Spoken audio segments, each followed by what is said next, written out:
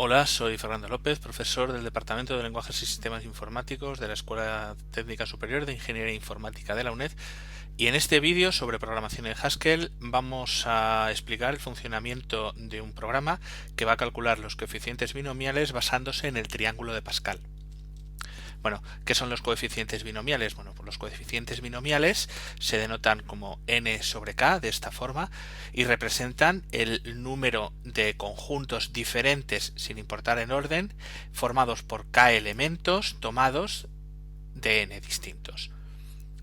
Hay una restricción y es que k tiene que moverse entre 0 y n, es decir, k no puede ser superior, no podemos coger más elementos de los que tenemos, ni puede ser negativo, no podemos tener conjuntos con menos 7 elementos, por ejemplo, ¿no? Entonces, esto de aquí lo vamos a tomar como una precondición en nuestro programa no lo va a comprobar, siempre vamos a asumir que los números k y n que estamos recibiendo cumplen esta propiedad.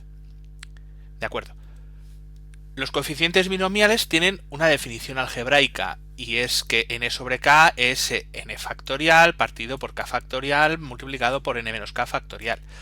Bueno, ya sabemos lo que crecen los factoriales. Los factoriales crecen bastante, con lo cual si queremos hacer un cálculo de coeficientes binomiales que sea preciso, en Haskell vamos a tener que usar los integer. No podemos usar los int, que tienen precisión limitada, pues usaremos los integer. Y el problema de esta definición algebraica es que tiene muchas multiplicaciones y en los integer las multiplicaciones son más costosas. Son más costosas porque los integers estarán internamente representados como una secuencia de dígitos y entonces se tiene que hacer una multiplicación pues dígito a dígito y es bastante más costosa. Con lo cual, esta definición algebraica, si bien parece sencilla de programar, la vamos a obviar y vamos a intentar hacerlo de otra manera. Y esa otra manera es la definición recursiva. Los coeficientes binomiales pues cumplen esta propiedad, que n sobre k es igual a n-1 sobre k-1 más n-1 sobre k. Y aquí ya hemos reducido la multiplicación a una suma, lo cual la suma en los integers es muchísimo más eficiente. ¿Cuál es el problema de esta definición recursiva? Pues que tiene un coste exponencial. En la descripción del vídeo os dejaré un enlace para que podáis descargaros todo el código y en el código tenéis una implementación recursiva directamente de los coeficientes binomiales, ¿no? BinRec, de binomiales recursivos. Y si intentáis con unos valores pues medianamente altos, pues no sé, n igual a 1000 y k igual a 500, por así decirlo, por ejemplo, pues es que se puede tirar horas y horas y eso no termina y no termina. O sea, esta no la vamos a hacer. Sin embargo, sí que vamos a aprovechar una propiedad que es la siguiente.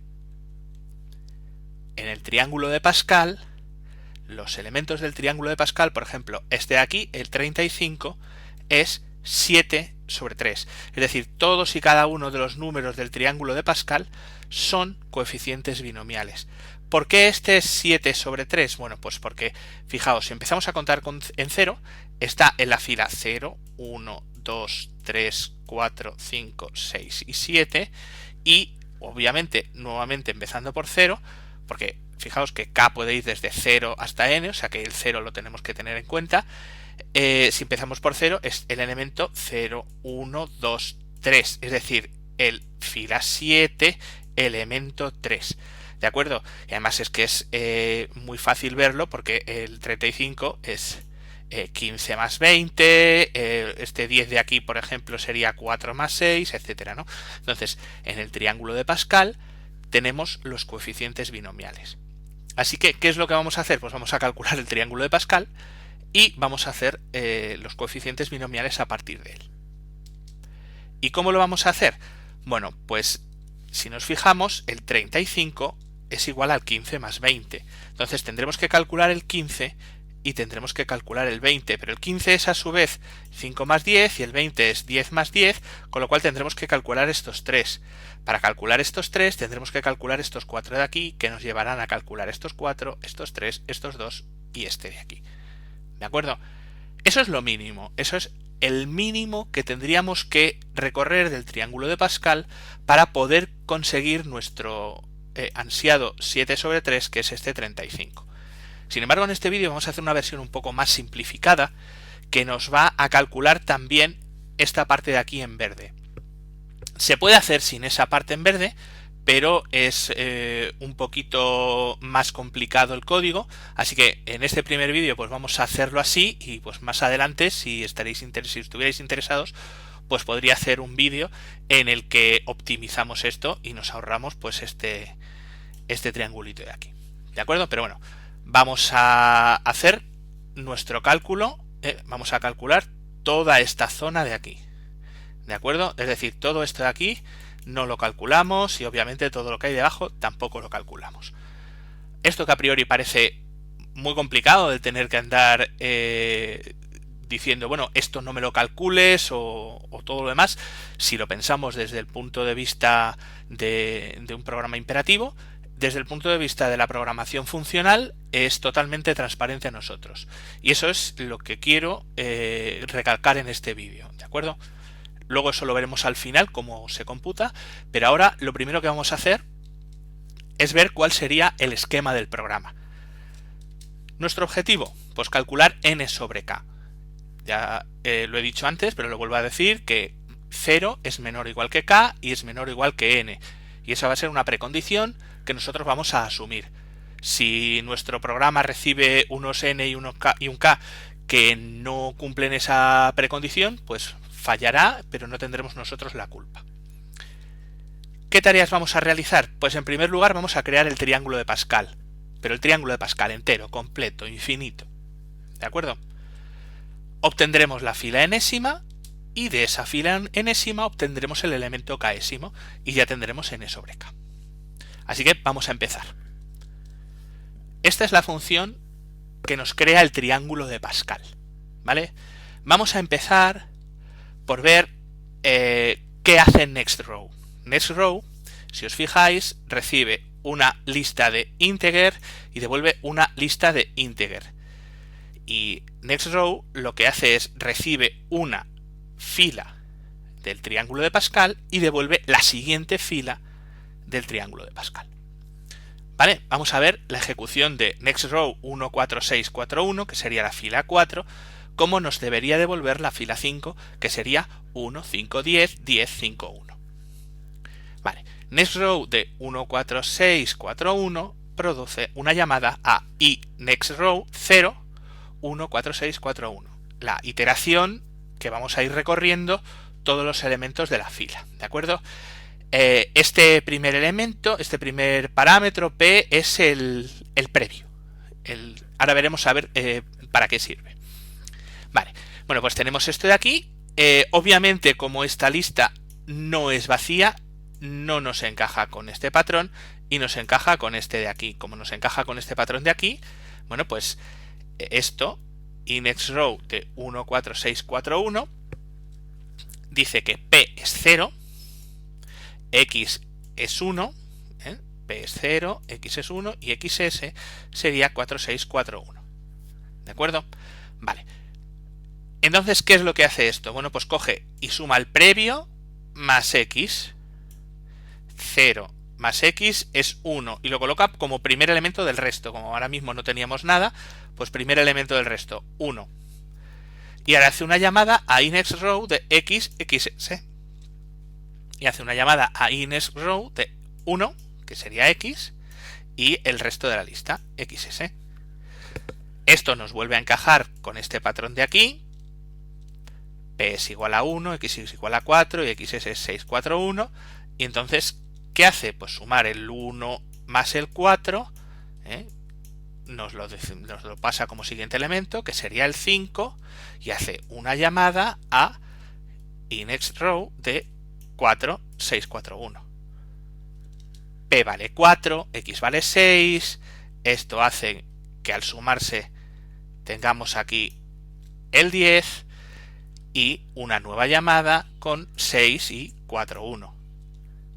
Esto nuevamente, pues el P va a valer 6, si x es igual a 4, 10 nuevamente, y next row de 4, 1, pues 4, 1, aquí nos va a crear un 5 y hace una llamada a innext row de 1, lista vacía. Y ahora sí que nos vamos aquí y nos dice que innext row de cualquier cosa, fijaos, patrón anónimo, cualquier cosa, y la lista vacía es la lista unitaria formada por el 1, y esto viene aquí, nos coloca un 1 y nos cierra la lista porque ya no hay más recursión.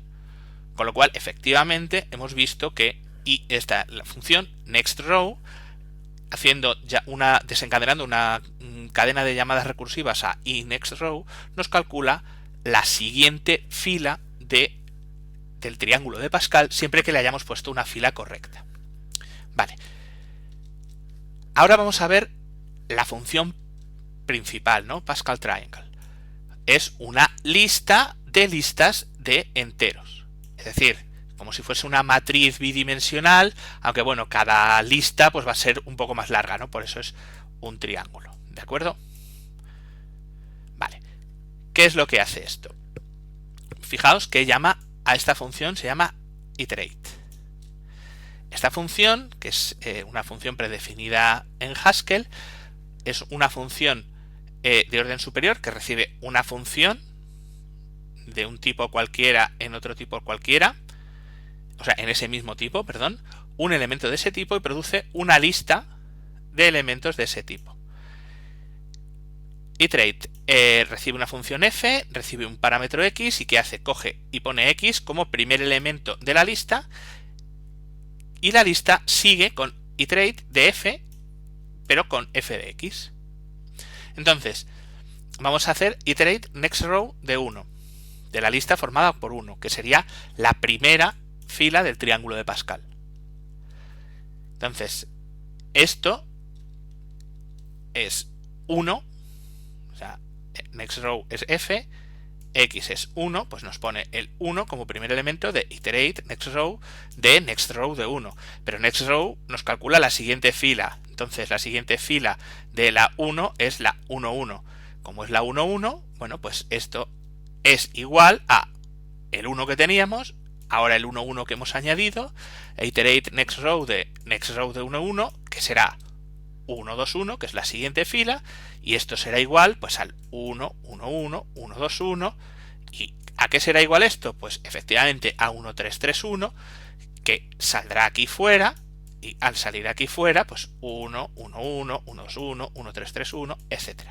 Con lo cual, efectivamente, la función Pascal Triangle nos está calculando el triángulo de Pascal, enterito, completo, porque si os fijáis, la definición de iterate no termina, siempre genera una lista infinita en el sentido de todo lo que necesitemos de larga de larga la lista. O sea, si necesitamos 10.000 elementos, pues podemos coger 10.000 elementos. Si necesitamos 60 trillones de elementos, pues nos genera 60 trillones de elementos, siempre y cuando tengamos memoria y tiempo suficiente como para esperar tanto. Vale, ya tenemos creado el triángulo de Pascal. Pues ahora vamos a obtener el valor. Eso lo hace la función principal, la función binomial, que la he restringido, pues obviamente no vamos a calcular el binomial de un valor que no pueda ser representado con un entero, pues con de int en int y nos devuelve un íntegro. Además esto es necesario porque estamos utilizando esto de aquí, que lo explicaré ahora más adelante.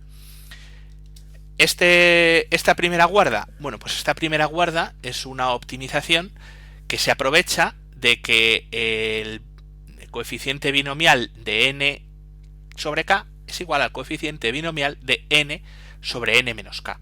Porque obviamente abajo, si sustituimos k por n menos k, obtenemos lo mismo. Entonces, ¿qué sucede? Que si k es mayor que n div 2, es decir, que si nosotros tenemos nuestra fila y este es n div 2, esta es nuestra fila, este es n div 2 y k está por esta zona, si os acordáis nos salía más o menos una figura así, ¿no? El triángulo, o sea, estaba el triángulo, entonces nos salía una figura grande. Pero si nosotros ahora hacemos n-k, pues esto nos lo trasladará para acá y nos sale, en vez de tener que calcular toda esta zona de aquí, pues tendremos que calcular toda esta zona de aquí. Es una pequeña optimización que nos reduce el número de elementos que tenemos que considerar. ¿De acuerdo? Pero no nos cambia el valor. Si nosotros no lo ponemos, pues obtenemos exactamente lo mismo, pero en una mayor cantidad de tiempo. Bueno, pues esta pequeña optimización pues es interesante. Por ejemplo, binomial de 1823 sería igual a binomial de 1177, que si tenéis curiosidad, pues es este chorro de números que, si no me he equivocado contando, tiene 202 cifras, es bastante grande. O sea, fijaos, binomial de 1000, que tampoco es un número muy grande, pues es bastante grandecito, ¿no? El numerito. Entonces, bueno, pues calcular esto de aquí es mucho más óptimo que calcular esto de aquí sin esta optimización de aquí. ¿De acuerdo? Aquí habría que hacer muchísimas más sumas. Bien. Vamos a ver. Esto de aquí, este operador de aquí, es el operador que está también predefinido en Haskell, que nos da el elemento enésimo, empezando por 0, de una lista. Su definición en Haskell se puede encontrar en el preludio. Es aproximadamente esta. Digo aproximadamente porque realmente en el preludio lo hacen de otra forma diferente, y además sí que tienen en cuenta qué pasa si esta lista tiene tamaño, por ejemplo, 37 y estamos pidiendo el valor 50, que no existe, o si estamos aquí metiendo un valor negativo, ¿no? Entonces, pues en el código real, en Haskell, pues en esos dos momentos, pues lanza excepciones.